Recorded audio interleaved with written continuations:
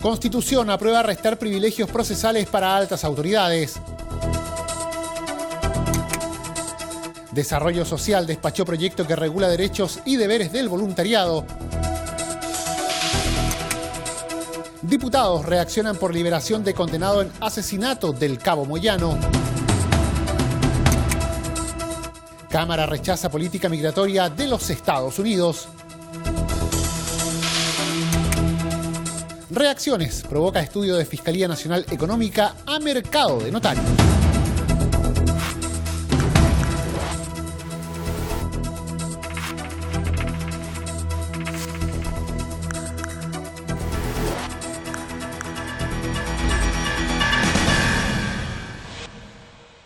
¿Cómo están? Los saludamos, sean bienvenidos a una nueva edición de Frecuencia Legislativa para revisar aquí los hechos noticiosos más importantes de las últimas jornadas ocurridos en la Cámara de Diputados. Vamos a partir contándoles que la Comisión de Constitución aprobó restar privilegios procesales para las altas autoridades. La Cámara de Diputados ya aprobó justamente eliminar un antiguo beneficio procesal civil para el mundo eclesiástico. Hoy la propuesta de la instancia resta dicho privilegio también para todas las altas autoridades políticas, incluidos los propios parlamentarios.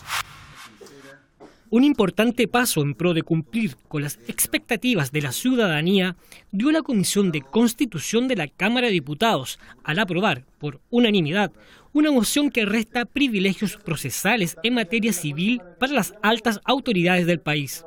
La diputada Camila Flores recordó que en este mismo mes de junio la Cámara aprobó una propuesta originada también en moción que modifica el Código de Procedimiento Civil para eliminar un beneficio que permite a las autoridades eclesiásticas no rendir su testimonio ante tribunales y entregarlo en el domicilio que indiquen.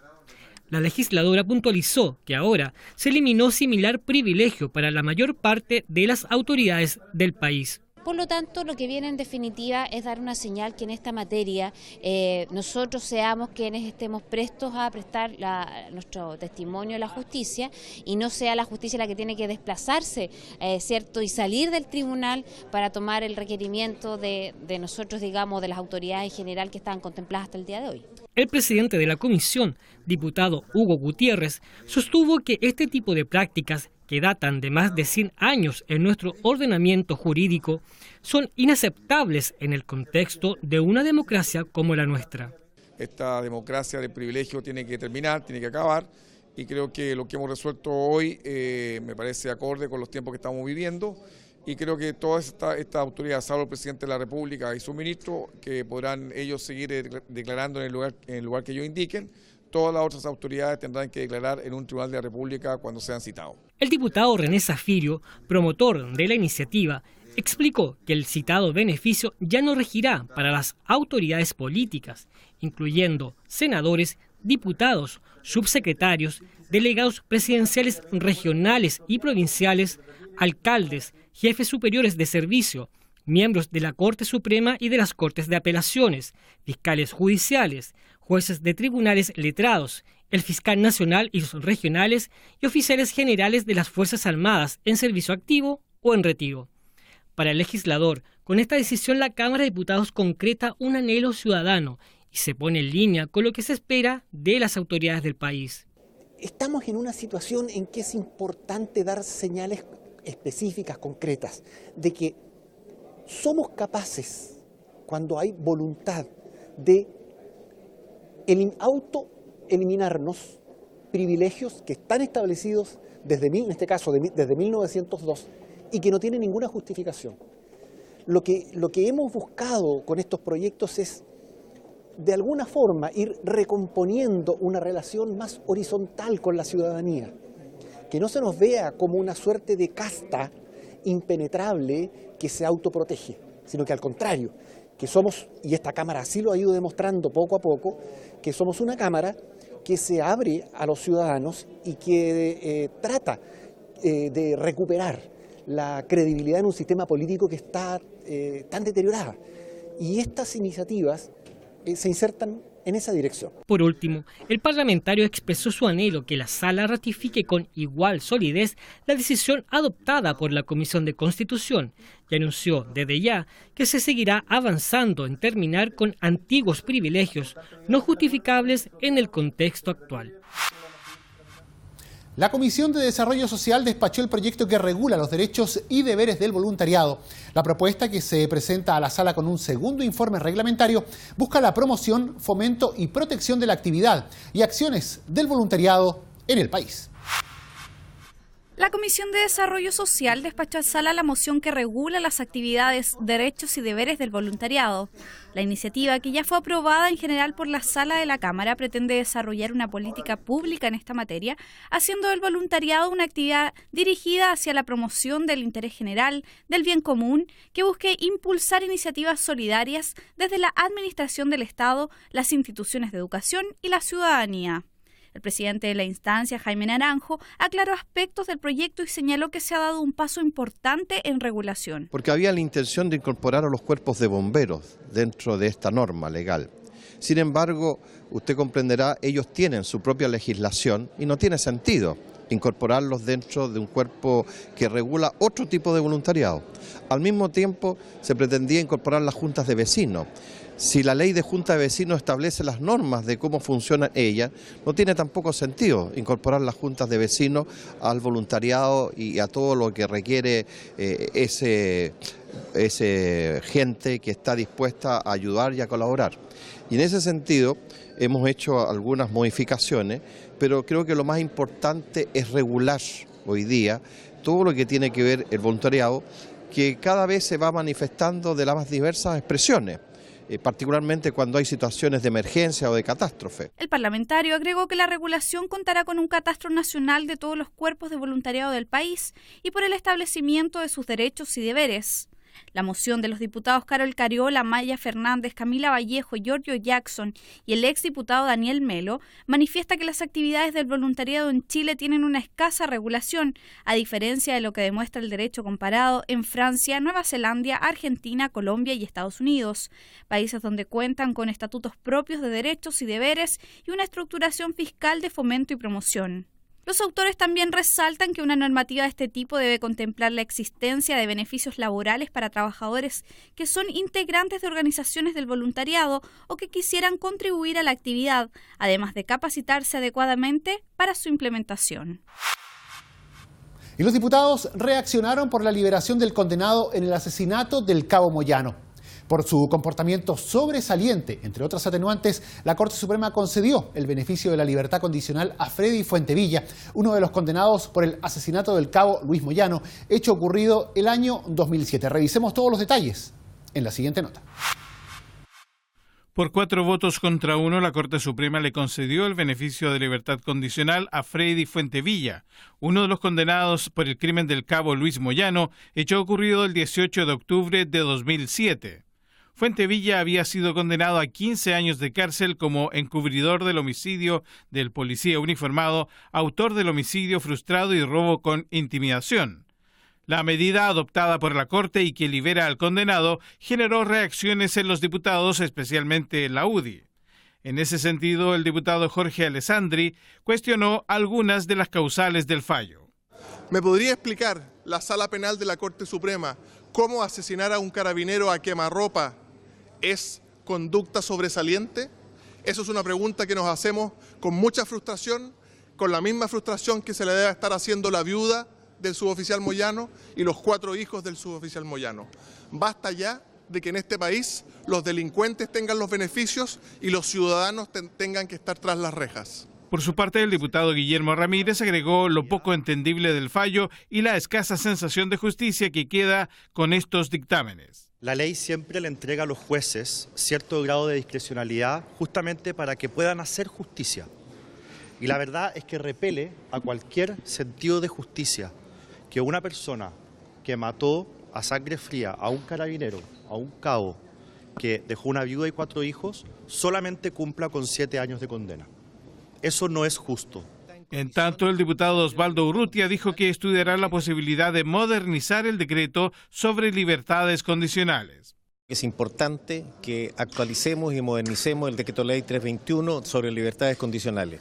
No puede ser que la libertad condicional sea dada sobre los criterios que hoy día se asignan. Aquí las personas que salen en libertad condicional debe existir un informe psicosocial que sea hecho por peritos que establezcan que la persona está en condiciones de salir en libertad condicional e integrarse nuevamente a la sociedad.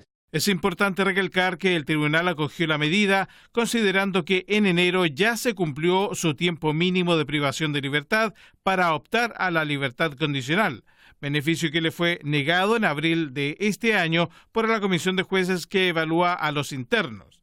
Además de su comportamiento en la cárcel de alta seguridad, calificado como sobresaliente.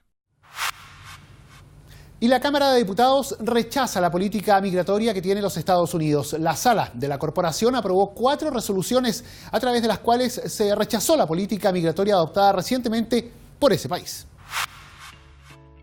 Por medio de la aprobación con 119 votos a favor y una abstención de 4 resoluciones, la sala de la Cámara manifestó su rechazo a la política migratoria adoptada recientemente por Estados Unidos, particularmente por haber afectado la unidad familiar de los migrantes y la integridad y bienestar de los menores de edad.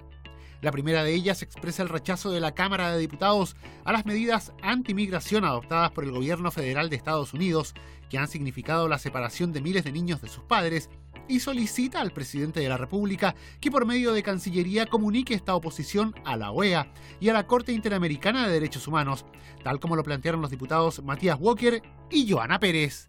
Nosotros creemos el valor universal de los derechos humanos y tal como hemos presentado proyectos de resolución que condenan los graves atropellos a los derechos humanos en Cuba y Venezuela y China, nos parece consistente también condenar este grave atropello a los derechos humanos que viola la Convención de los Derechos del Niño y todos los tratados en materia internacional suscritos por nuestro país y también por Estados Unidos. ¿Quién no puede quedar inmune, cierto, impávida ante estos hechos?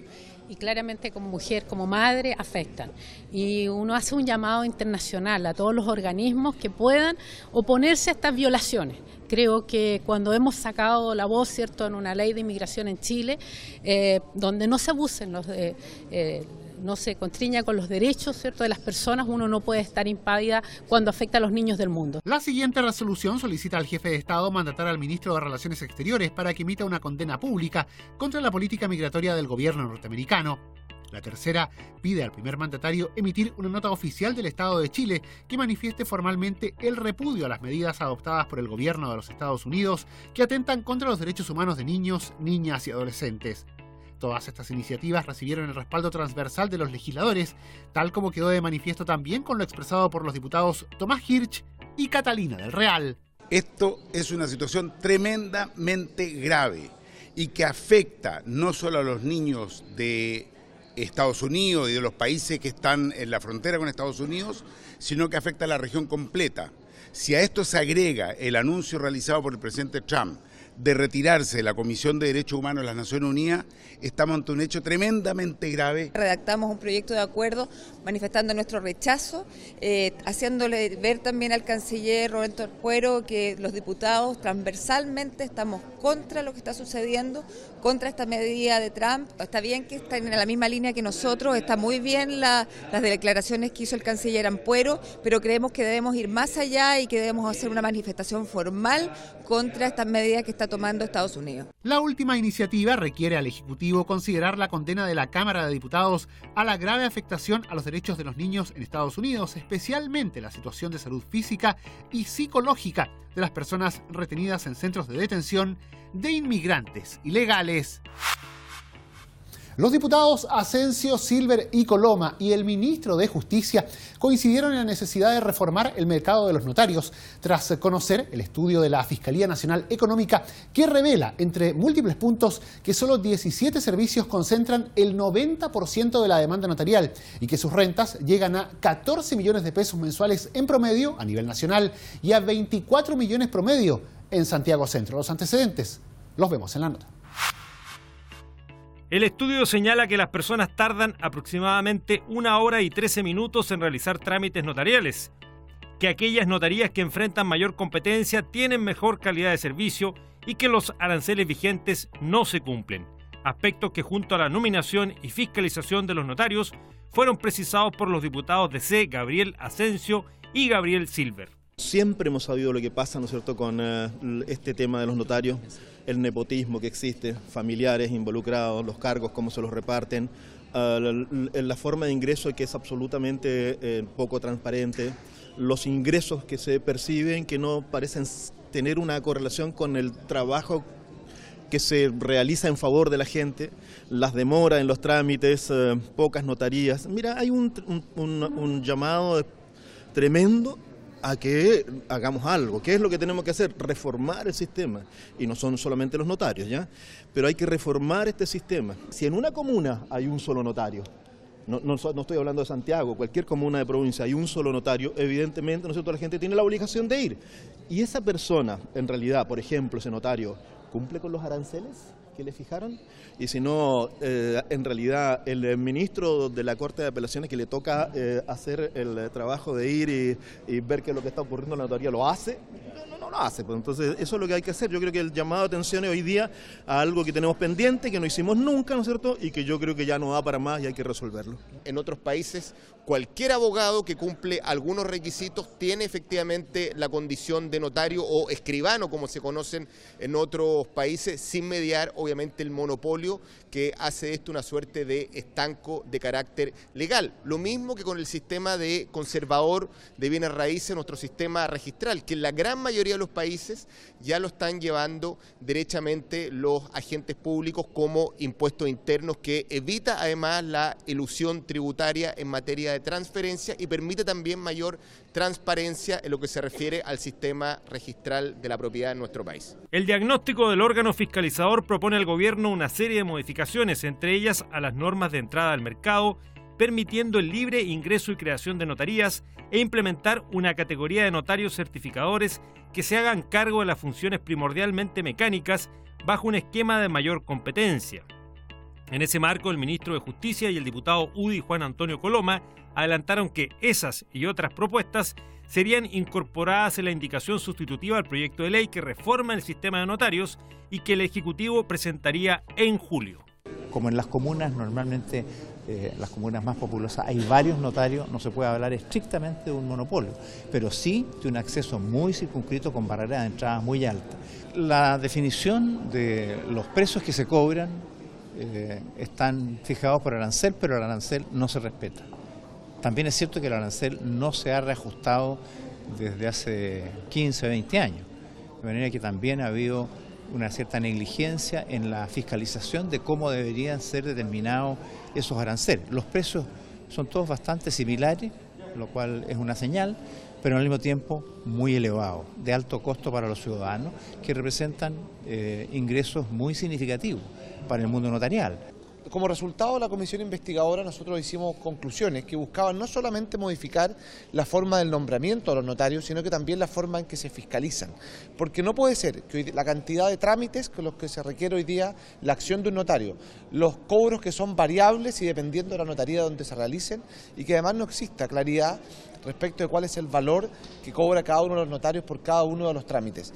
El mercado de los notarios, si bien funciona bien, los precios, los valores, los aranceles no tienen ninguna referencia con la labor que prestan. Yo creo que existe oscuridad en el mercado de los notarios y existe oscuridad sobre todo en la forma en la cual operan los precios, los aranceles que cobran los notarios. Hoy día existen aranceles que sabemos que ningún notario cumple y eso es algo que hay que fiscalizar, algo que hay que cambiar. La investigación de la Fiscalía Nacional Económica también consideró una encuesta al Centro de Microdatos de la Universidad de Chile que fue aplicada en 77 notarías ubicadas en las regiones metropolitanas y de Valparaíso, que permitió explorar el comportamiento competitivo de estas.